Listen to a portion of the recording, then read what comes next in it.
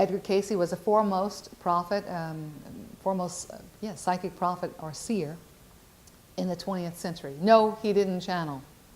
He went into a hypnotic state that he could place himself in, and then he had his wife and his secretary take the notes and write down everything he said. The man only wanted to be a Lutheran Sunday school teacher, and found out from past life he had all these gifts his soul had earned to be able to enter in the Akashic record, or the records, to give us this data. Now, this is what he saw, literally. Now, the areas that you see there in black are heavy damage areas. You see this western fracture here, all the way through BC, all the way up through Alaska. Here's Hawaii. Bye-bye. This is Hawaii, so ultimately not there. All this black is not there. Now, remember Katrina in Louisiana when they told people to go and they didn't? Why don't you think they are still rebuilding it? Why do you notice? Why put money into good money into bad? Because it's not going to exist. Cayce talks about the Great Lakes, as you see here. Now you see them going all the way out to salt water, to the ocean. That means this is salt water now. Whole different dynamic here, not fresh water. But you see in those lakes, ultimately, that 50-mile wide swath, the Mississippi will be opening up. And that's the New Madrid fault line. It is not a tectonic plate. They don't know why, but it exists. There's nothing underneath it. And that is expected to go. And they've been having earthquakes from this fault for quite some time. Tennessee, Kentucky, Missouri, been watching it for several years now. You also see the coast underneath in the Gulf of Mexico. Bye-bye. See you, gone. You'll see that tip of, we can forget about Florida. That lower half is not there. Key West has an issue anyway, but the lower half of Florida, out and gone. It also shows me here where the earthquakes are in Chile. They've been going crazy through what is South America, Brazil, Uruguay, Paraguay, all these, Argentina, gone. And they had major earthquakes that stopped, I guess it was a year ago, in Argentina. Now remember, I was on the cruise ship on March 5th, 2011. And I was the only one on the ship, out of all the speakers, that were talking about the need for practical, physical preparation. And so one of the Mayan elders hated me, and a couple others didn't speak to me because I was telling them this. On Friday, I'm sitting on the ship stateroom giving a reading, and the ship just lurches back and forth, huge, big hit. Large ship, so why would that happen? So the captain comes overhead and says, calm down, everyone. That was just the tail end of a tsunami. That was March 11th. We were coming back to the Bay of Los Angeles area, the port of Los Angeles. That was March 11th. And at the end of that evening, the one Mayan woman that was upset with me for telling people to prepare, she said, I want us to all take a moment of silence for our Japanese brothers and sisters. I said, yeah, I tried to let people know. I didn't say yeah to her, I just let her do her own thing. But the point is, I want people to prepare. I'm sitting and feel the tsunami. We feel on the ship. Apparently on the pool level, the water sloshed out of the hot tubs and the pool. And everybody was a little shaken for a second. So do you understand? It will affect you. And here I am on the ship with George Green and his wife, the former elite.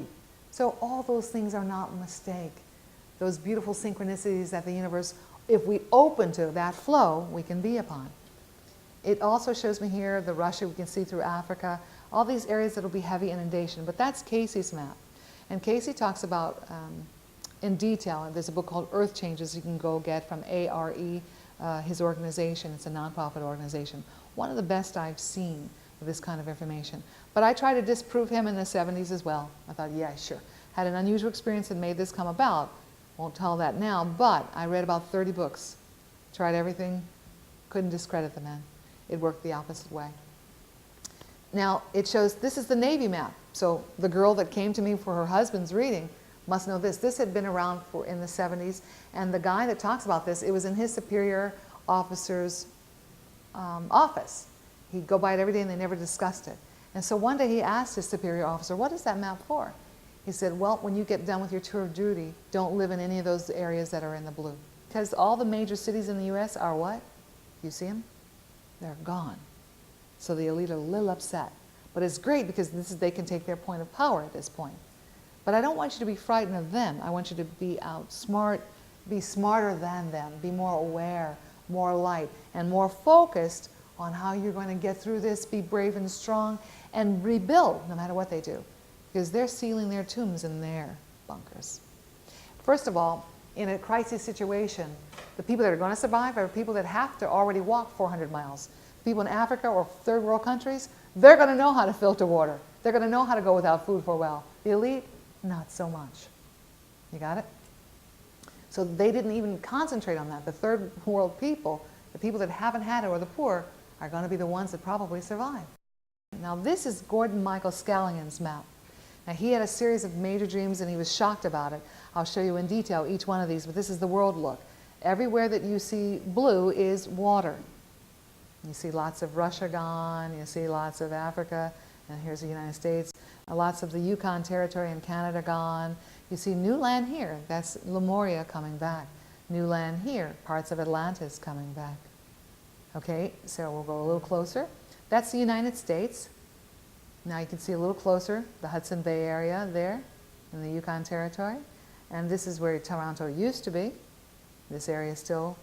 Okay, now China is buying up Canada or renting or leasing agricultural land, because from one of the sources I studied from all the way back in the 70s was very credible.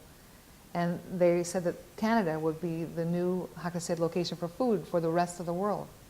Yes, it will be tropical, but all the food will be grown here because it's been pure, clean, and untouched for quite some time.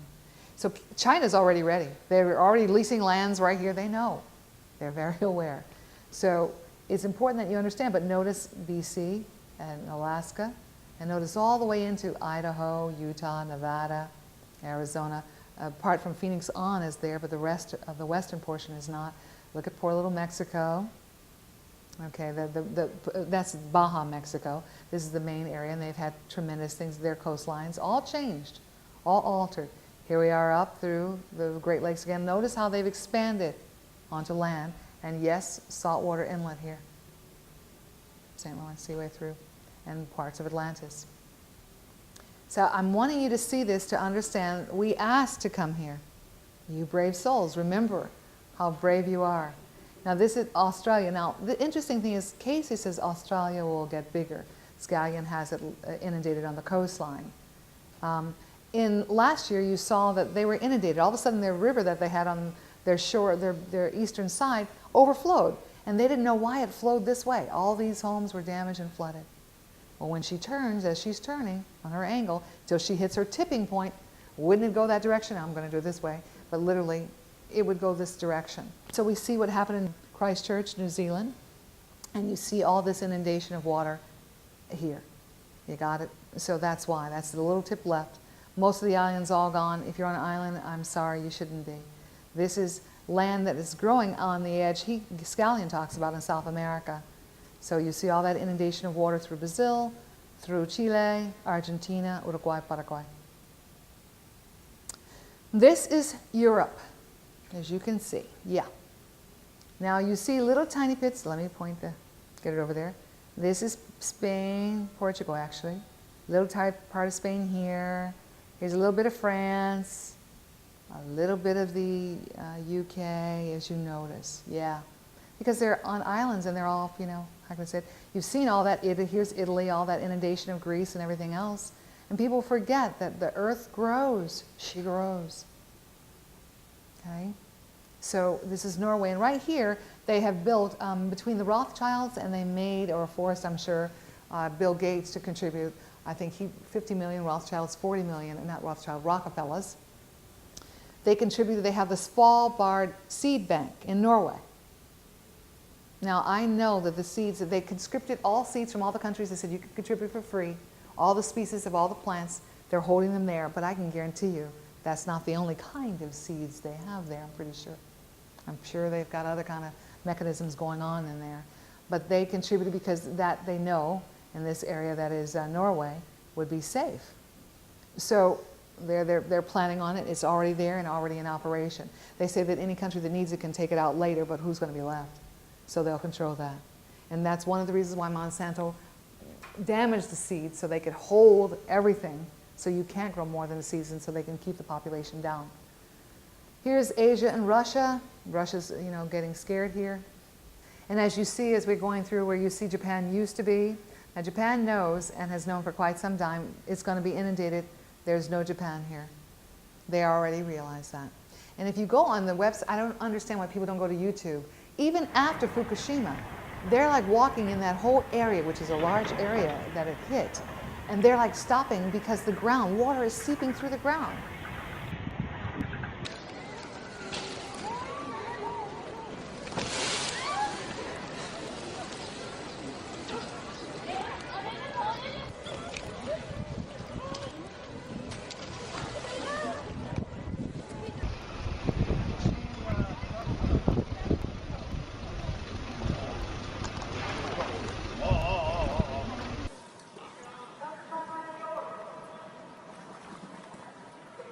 Now, these are the considerations you're going to have to realize. You have to be in a safe dwelling. Domes are the safest. There are earth domes, there are the shotcrete domes, but that's it. They have to be underground. Safe locations. We know the safest are Canada and Australia. But you have to watch those areas where you feel intuitively where you're guided to. I notice all of a sudden people are just moving for no reason, different locations, because that's where they're meant to be. I want you to be where you're meant to be at that time to complete your process. Now, I mentioned earlier their food growth, we have to worry about storage, but before I go on, there will be 10% of the population that will prepare. If they don't prepare properly after these events are over, another large chunk of them will be lost. We're going to lose 80% of the population. 80% has planned to transition. That leaves us with 2.5 billion people left on the planet. Remember, the elite, though, are working to get it down to 500 million. So with the 80 billion, like I said, the 2.5 million that are left, if they don't prepare properly, that 10%, a quarter of those will be gone in that 2 to 3 year period after the event because they didn't prepare properly. Just trying to survive after the events. So best to prepare proficiently and properly first and foremost. And as you can see, the water source and filtration, digging your wells, making sure you have filtration processes. You're not going to have electricity, so you're going to have to find a way. Generators need gas, so you can't quite use that. We may have dark cover with, how can I say, the volcanic ash, nuclear winter, so you can't use solar generators just yet. Do you understand? She's not settled into her weather yet. Plus, her weather patterns are already changing. She'll have greater weather patterns later. So all that you know is, we know that, for one, Canada will end up being tropical. Environmental conditions are going to be different for everybody wherever you are because you have different processes. Volcanic area for others, earthquake for others, do you understand? Nuclear power plants for others. Power sources you've got to figure out, and your rebuilding capabilities have to be with you. You have to have all that stuff beforehand. So in your units, you have to have a manufacturing area, a hydroponic or growth agriculture area, a school area, medical area. But all that can be done with a group of people, a couple hundred, 100. But you must have supplies that will sufficiently take care of all of them. Your fellow community members, you should remember, they should be people you'd want to be with or want to have as your neighbor. Okay? I've met a lot of people through this, and I am shocked at the selfishness I see. Some of the most wealthy, they only want to contain themselves and their family. And it's a shock to me. And I'm thinking, you need everyone. No, I just want the unit just for me. Is that okay? I want to see. And I'm thinking, no. And they think that they want to make an investment. Well, I'm taking investors or people that want to donate to safe communities. But they're saying, well, we need to see the investment. I'm thinking, not really, because it can't be it must be secret. Plus, you have to be accepted in community. But the point is, you want somebody that you would want to be with, okay? And people are spending, like I said, all kinds of unusual money. Then do it this way so you can be safe in community. Instead of, I know people that are just building, well, I'm going to build a second home. Get a dome. Do a dome instead. They're $10,000 to $12,000 for the smaller ones. In community, you can build several. If several people just take whatever they have, take the second on the home, because you won't have to worry about those kinds of things later on when the infrastructure is broken down in the city. So your fellow community members have to be someone you want to be with or that has something to offer and give. Some sort of compassion, I would hope.